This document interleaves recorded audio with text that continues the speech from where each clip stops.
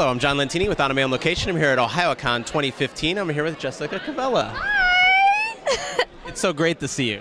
It's awesome to see you. When was the last time we saw each other?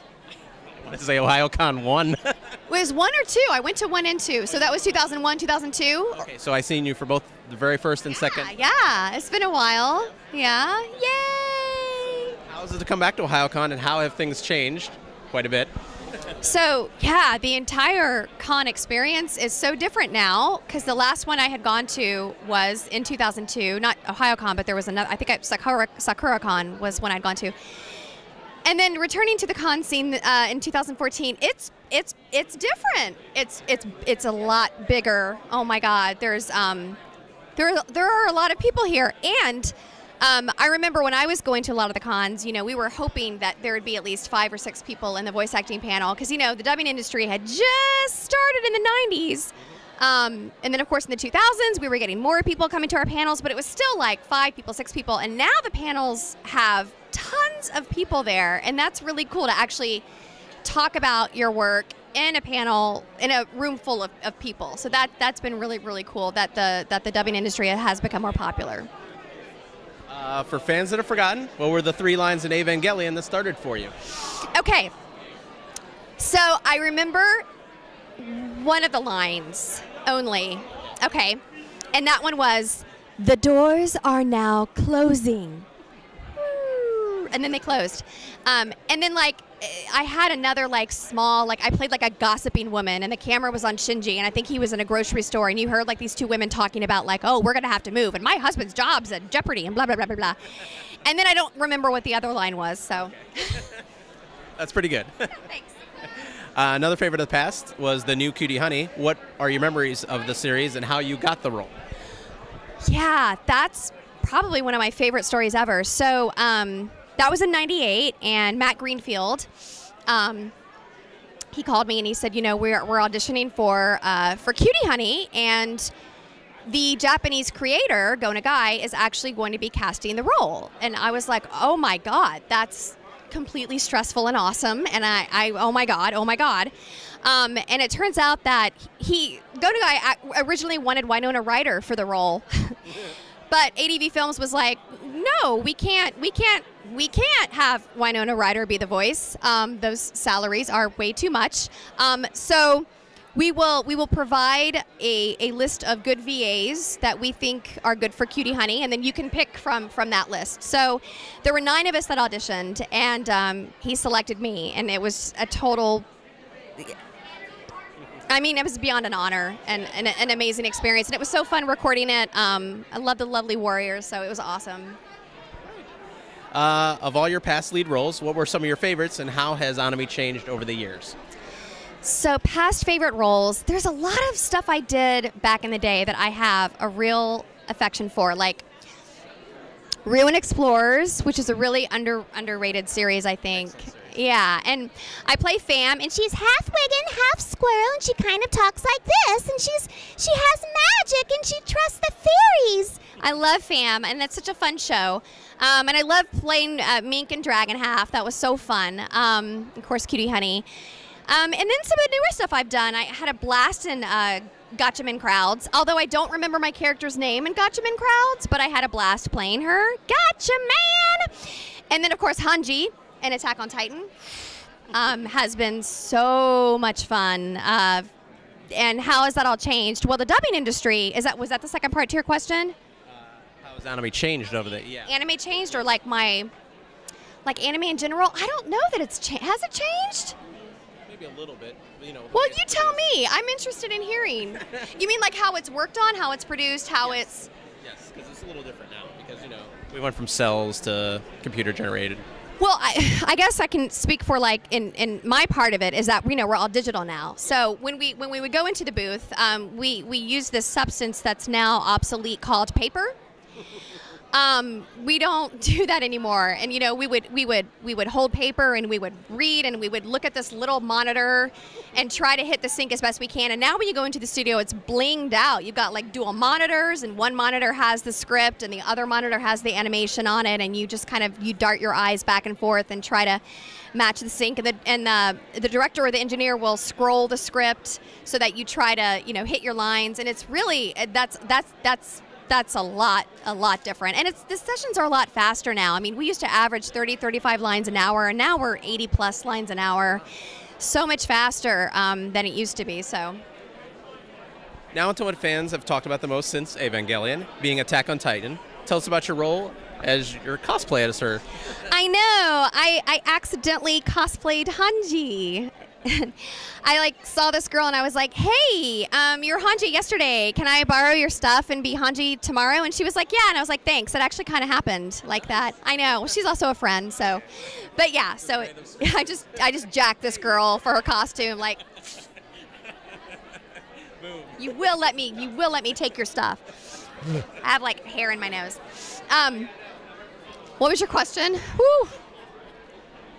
About your role in Attack on Titan. Yes. It's awesome. So I watched the series when it was coming out. I think I'd get together with friends on the weekend. We watched it on Crunchyroll. Loved it. I didn't even know who had the dub. I had no idea who had it. I just knew that if it was possible for me to audition for it, that I would really want to audition for it. And I zoned in on Hanji when I was watching the show because I thought she was the most interesting character. She has a great mix of crazy, but also, a real dark, disturbing, twisted edge to her, which I find really interesting because I do play a lot of the crazy roles, and it was fun to play someone who has got more to her than just being psycho, So when I found out who had the dub, I was able to get an audition, and I was so thrilled.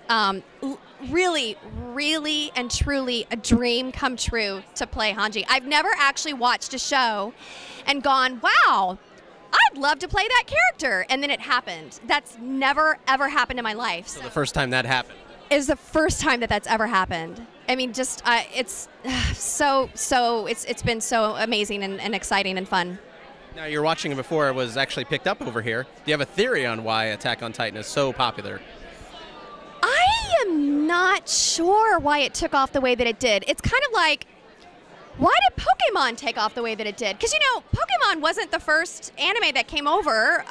We had, I think at the same time, was Digimon around the same time as Pokemon, or that was after Pokemon? But for some reason, that little yellow rat, just really blew everything up, and everyone was like, Pokemon, Pokemon, and I think that opened the door to a lot of other anime that came in after that, right? But why? I don't know. Attack on Titan, I mean, I think it is a really great show. I think it's really dark. I think that it gives cosplayers, though, it really opens the door up to do a lot of, okay, is this the right word? Cross-playing. Because I see a lot of female Erins, I see a lot of female Erwins, and I see a lot of female Erins. I think I saw a male Hanji at Ohayocon, and I freaked out. He was awesome. He rocked it so much better than I did. Oh my God. He had the height, he was gorgeous.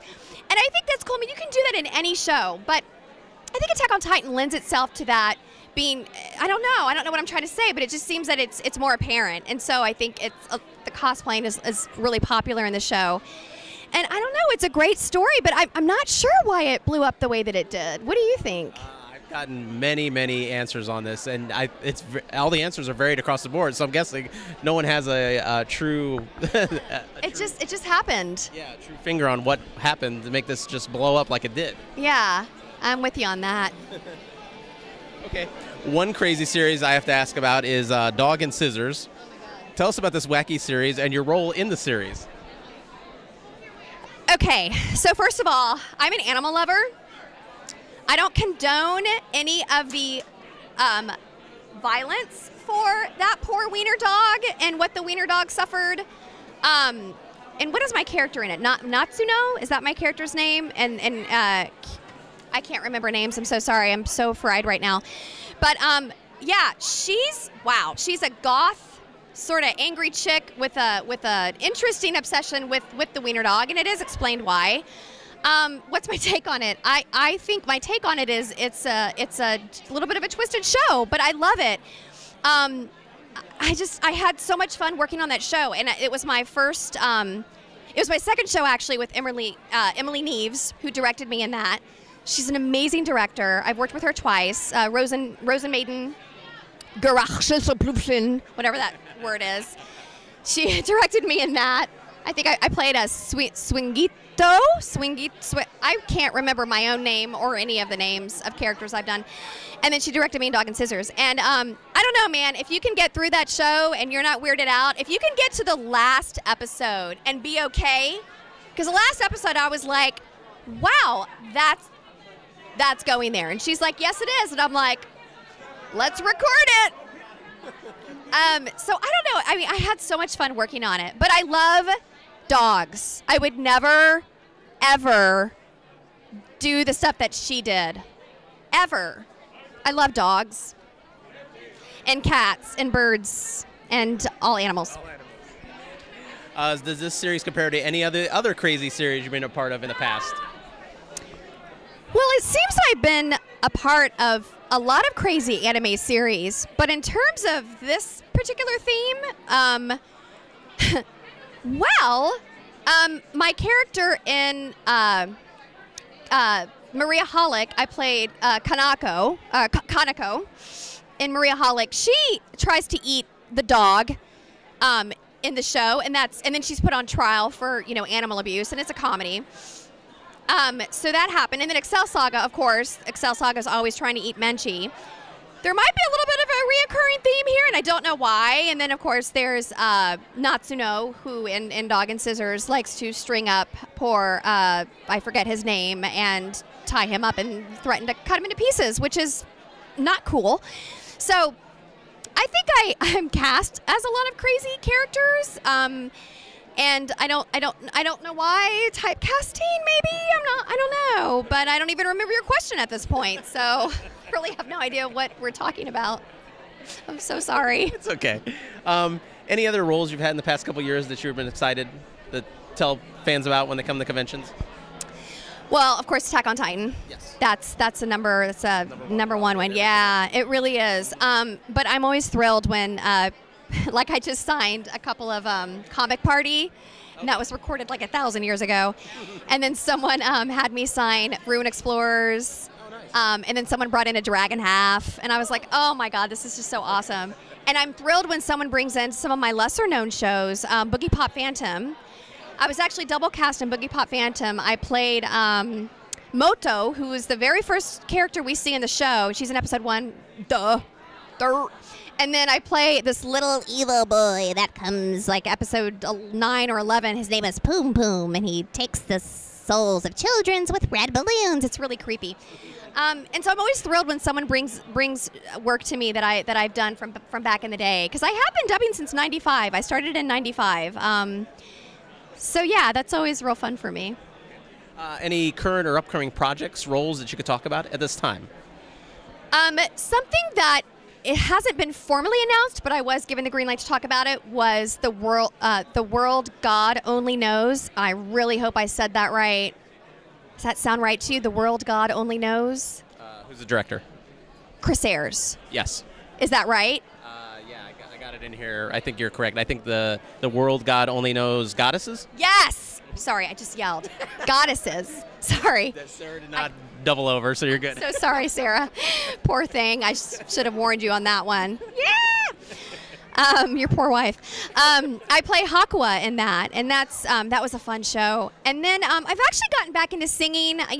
People don't know that, but I am a singer, and I worked with Team 4-Star on Hellsing Ultimate Abridged, which is really funny. I'm in episode 4. I play Rip Van Winkle. I do a terrible German accent.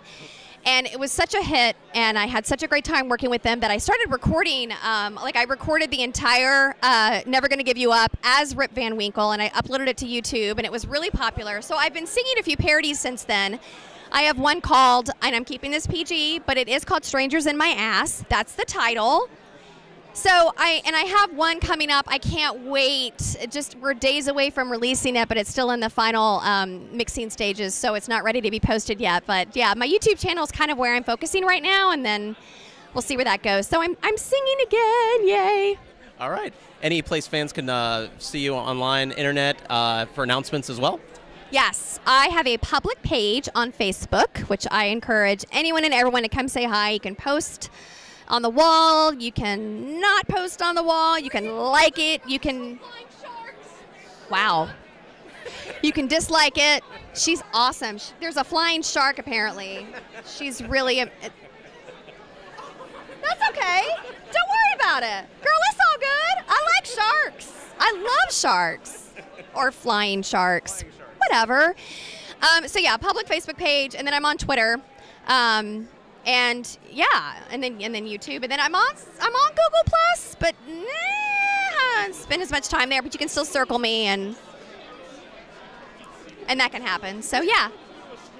Jessica, thank you so much for coming out and talking with us again. It's great to see you. It was so great to see you. I feel like I've been a huge dork. If I just failed this interview, I feel like such a moron. I am a moron. No, you did perfectly fine. Thank you so much. Oh, it was so good to see you again. Thank you so much. I really appreciate you even wanting to talk to me. Yay, thank you.